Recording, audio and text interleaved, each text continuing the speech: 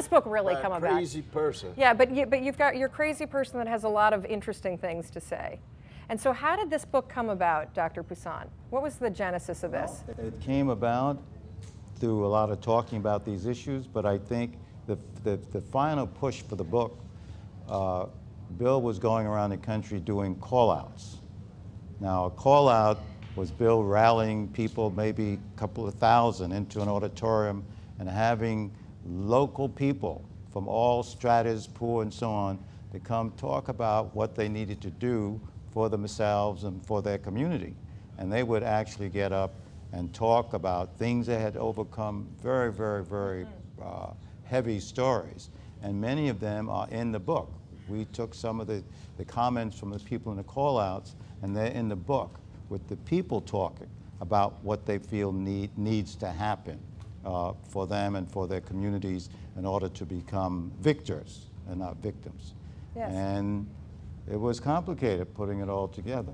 But what's important about this is behaviorally, the book says what so many people keep asking about. Give us solutions.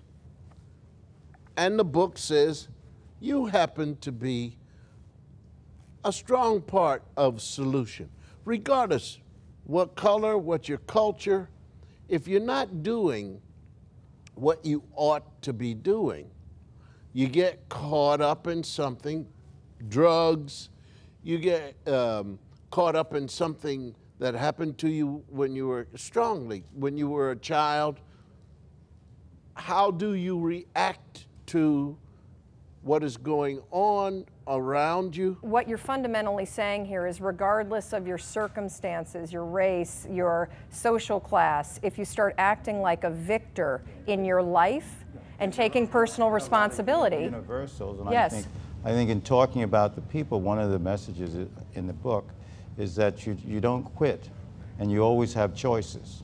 That's right. That you're making a choice of what you want to do with your life. And I think if you get too caught up in being like a victim psychology, it's the worst. You get passive and you decide you don't have control over anything, You're right. and that you can't control your life.